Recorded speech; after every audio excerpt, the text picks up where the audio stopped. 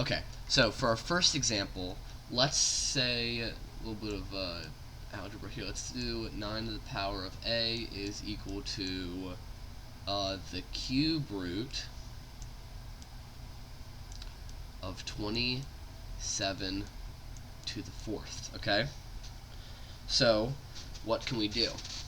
Well, let's say, okay, well, we could just evaluate this normally, just you know, chug through it, right? We could say 27 to the 4th and find the cube root of that. Or we could rewrite this as an exponent, and when we rewrite it as an exponent, we can actually flip it around. So instead of the 27 to the the cube root of 27 to the 4th, we can write that as the cube root of 27 to the 4th. Okay, it's equal to 9a. Okay, so let's just evaluate this. Well, the cube root of 27 that's 3. Okay, and now just parentheses to the 4th. Okay, that's equal to 81. Okay, so now this says that 9 to the power of a is equal to 81. Well, how can we rewrite 81 to have a base of 9? So we know 81 is 9 to the power of 2, so we can say that a is equal to 2. So yeah, simple problem if you know your the properties of exponents. Now let's try to evaluate another one. Let's say we have just 27 to the negative 1/3 power. Okay, so I want you to evaluate that. Again, try this out on your own. See if you can get it.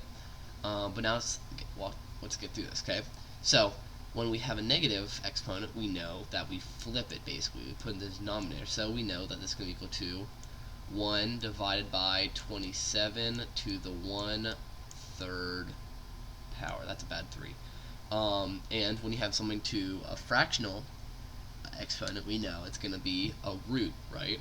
And in this case, the third root. Okay, so 1 divided by the cube root, or third root, of 27. Okay, which simplifies to 1 divided by 3, 1/3. Okay, now let's do a more complicated one. Okay, it may look scary at first, but I promise you it's very simple. Okay, let's look at this problem. So I'll just read out for you because I kind of squished everything together. So r to the 15th times the cube root of s squared times t to the 4th times the 5th root of u to the 4th divided by r to the 11th times the cube root of s times t to the 6th times the 5th root of u squared. So this may look scary at first. Okay, well, what do I know to divide or multiply or whatever? Well, an easy way you can actually do this is to start breaking everything up into chunks. Let's look at this first chunk, okay? R to the 15th divided by r to the 11th. Well, what do we know about our exponent property? The quotient exponent property. Well, it's just when you divide two exponents of the same base, the equivalent of subtracting their exponent. So it's going to be r to the power of what? Well, 15 minus 11 is 4. Okay, cool. Let's do another box, okay? Well, how can we do this? We're going to have to rewrite these. We know that we can write this as a fractional exponent as 2 to the 3rd, right? Just cross that out. And we know we can write this as, just cross s to the 1/3, right? And we're dividing them. So what does that mean? Well, when you divide exponents with the same base, it's the equivalent of subtracting their exponent. So we know this is going to be equal to s to the power of, sorry, that was bad s to the power of 2/3 minus 1/3, which is 1/3, okay? Now, what's our next one? Well, it's t to the 4th divided by t to the 6th. Well, how do we do this? Okay, well, you guys probably will notice that 4 minus 6 is a negative number.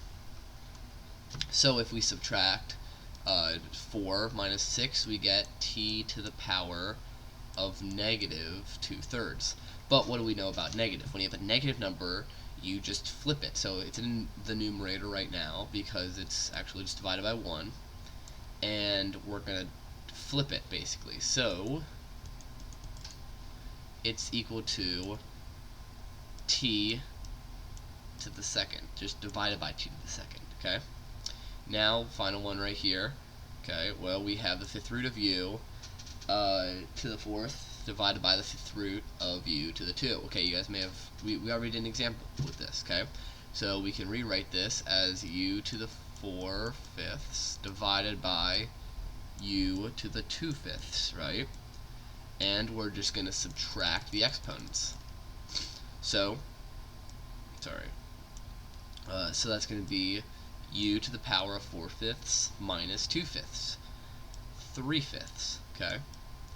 So now let's just kind of rewrite this to simplify it more, so we not left with any fractional exponents. Okay, well, we have r to the 4th times the cube root of s times the 5th root of u to the 3rd,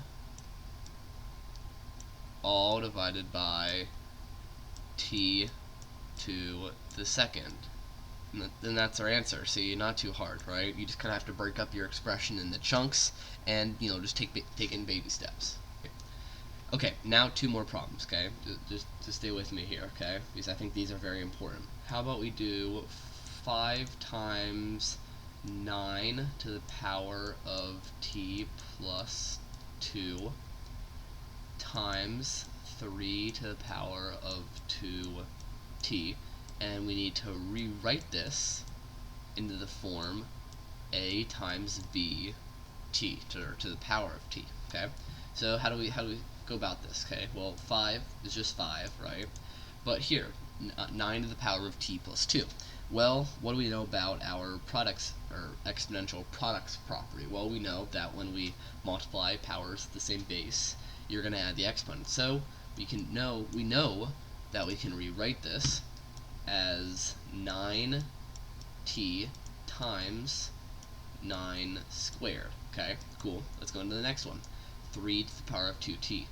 Well, knowing our powers property, we can rewrite this as 3 to the power of 2 to the power of t. Okay? So, let's start simplifying. So we have 9 to the power of t times 9 to the power of 2 is 81 times 3 to the power of 2 is 9t. And now let's just simplify more, okay?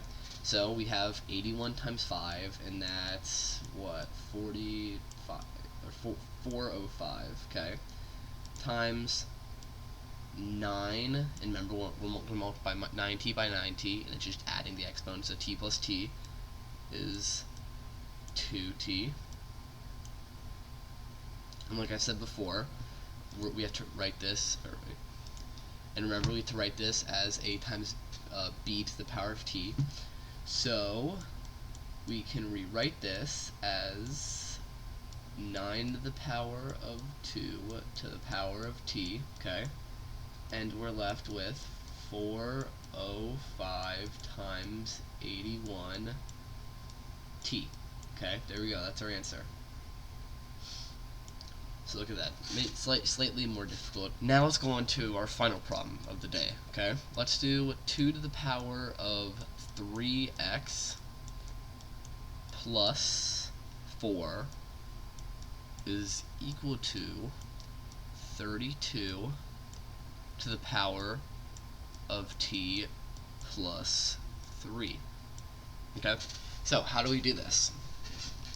Well, if we can get, like here, if we have x to the power of a is equal to x to the power of b, so if we have 2 exponents with the same base, and they're being equal to each other, well then we can actually just write the exponents as being equal to each other, and we have already a whole other equation. Right, x plus 3 here. Sorry, my brain was stuck in the last one. Okay, so now what we have to do is we have to make 32 or at least we have to set it so that the base on this side is 2. Well, we know that 32 is equal to 2 to the power of 5 So 2 to the power of 5 times x plus 3. And remember, you multiply the exponents when you have an exponent to the power of an exponent, right? So we're going to distribute, right? And we're left with 2 to the power of 3x plus 4 is equal to 2 to the power of 5x plus 15, okay? And like I said before, we can now rewrite this as 3x plus 4 is equal to 5x plus 15, okay? So now it's just simple algebra from here. Oh shoot, that was bad. Okay. Now it's just simple algebra from here, okay? So we can subtract 3x from both sides. So we're left with 2x plus 15 is equal to 4. Subtract 15. That's equal to negative 11 is equal to 2x divided by 2 divided by 2. And now we can rewrite this as x is, and now we found that x is equal to negative 5 and 1/2. Okay, that's our answer.